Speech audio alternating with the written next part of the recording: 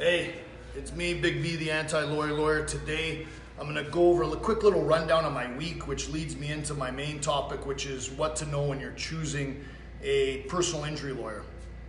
Last week I was in trial. I got out of trial last Friday. Well, I didn't do a Facebook Live.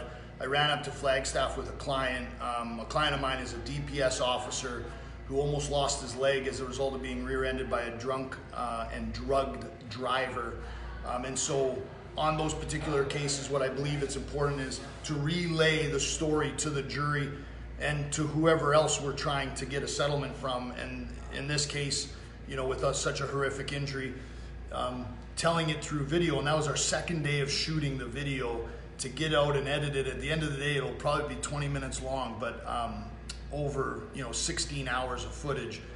Came back from that, woke up Saturday, had to go to Maricopa Medical Center to meet a potential client, now a client. He was working on a house, fell through an elevator shaft, broke his tibia in over 30 places and his fibia in over 20 places.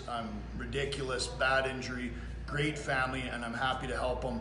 And then that night, which leads me into my topic today, I was able to be a part of a Care Fund charity event, a celebrity poker event held through Care Fund over at Scottsdale. Harley and the celebrity guy was Shane Doan. I heard nice things about him. He couldn't have been a nicer guy. He lived up to all the hype and then some. Humble. I mean, the guy's as nice as they come. I mean, in hockey you call those guys beauties, and he's definitely a beauty above no other. No, it's not a man crush, but and at that event we were handing out T-shirts, and we came across the Jackie Chan of poker.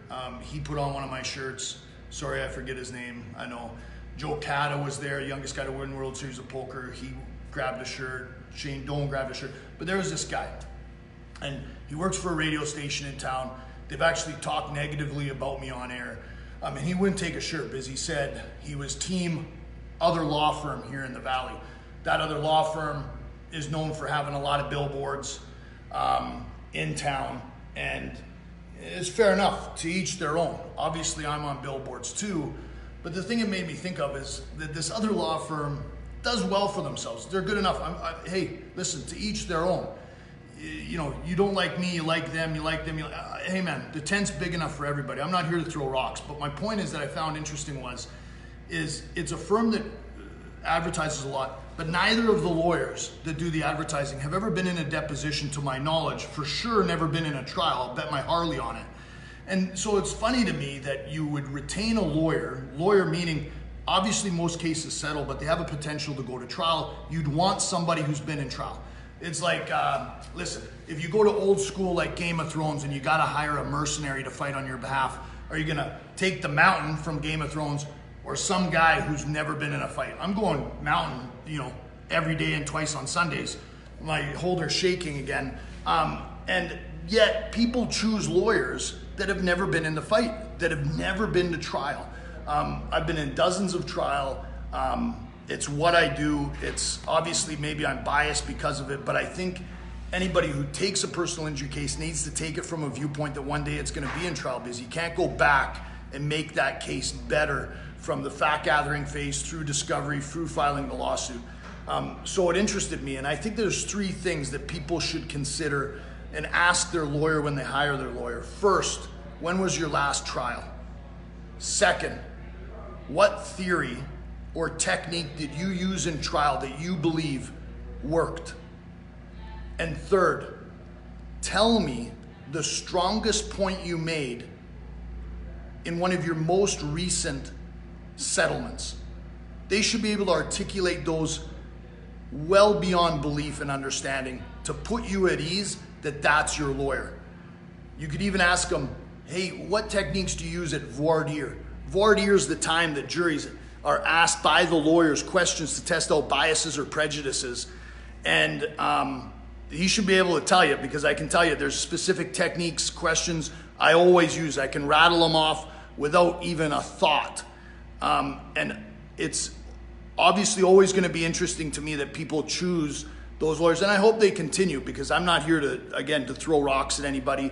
But I do believe that you should hire someone who is actually in the trenches. And when you come to my office, you know, it's me. I'm the only lawyer. I'm the one in the trenches. I'm the one drafting pleadings, motions. I'm the one arguing. I'm the one going to trial. Nobody else. It's me. So you know who you're hiring.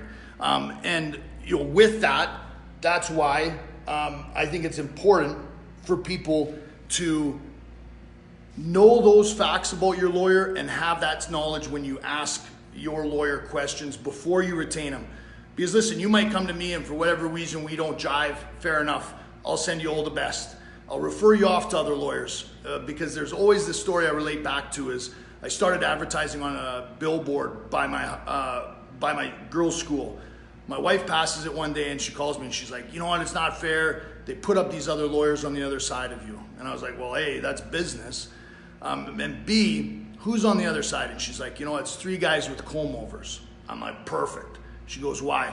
I go, because if you want those guys, that traditional look, you don't want me. And if you want me, you don't want those guys. So it's a big enough tent for everybody. And I'm just the non-traditional lawyer in a traditional profession. And the feedback I've gotten is great. Always more positive than negative. And for that, I appreciate it. So next Friday, a week today, which I believe is going to be the 25th, yes, at 11 a.m., we're going to do another Facebook Live. I missed last Friday because I was up in Flagstaff. So watch this Friday, and we got a week today. At least one of the girls has agreed to do an imitation of me. They like to do this. It's fun. I find it really funny. So I think there might be a skit or something involved. So I hope everybody enjoys that at my expense. I'm always a fan of that. And so until then, tag your friends, share the video, please. I always appreciate everybody tuning in. And until next Friday at 11 a.m., this is Big B, the Anti-Lawyer Lawyer.